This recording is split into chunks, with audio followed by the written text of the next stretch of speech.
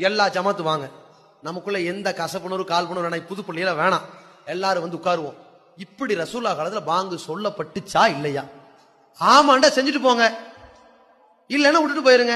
எதுக்கு பிரச்சனை? இதானங்க தீர்வு, இதான அளவுகோல். இப்படி ஏத்துக்குவோமே.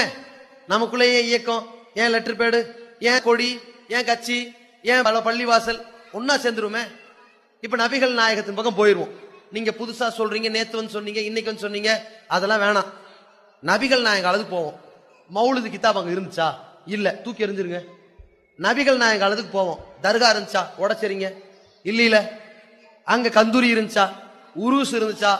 கத்தா இருந்துச்சா? ராத்தீப் இருந்துச்சா? ஒண்ணுமே இல்ல. திக்ரு மஜ்லிஸ்ங்கிற பேர்ல இருட்டு திக்ரு இருந்துச்சா? இல்ல. காலில் விழுகிற கலாச்சாரம் இருந்துச்சா? இல்ல. ஒப்பாரி வைக்கிறது இருந்துச்சா? இல்ல. நெஞ்சில அடிக்கிறது இருந்துச்சா? இல்ல. எல்லாத்தையும் தூக்கி எறிஞ்சிட்டு நபிகள் நாயகத்தை பின்பற்றுங்களேன். அது தானங்க சொல்றோம். இந்த தகவலை, இந்த செய்தியை நம்ம சமுதாயத்திற்கு சொன்னால் கண்டிப்பாக நம்ம சமுதாயம் மாறி வருவார்கள். மாறாமல இருக்க மாட்டாங்க. நம்ம மக்களுக்கு தெரியலைங்க. தெரிஞ்சா கரெக்டா நபிகள் நாயகத்தை பின்பற்றுவாங்க. நம்ம மக்களுக்கு என்ன கோவமா? அதெல்லாம் இல்ல.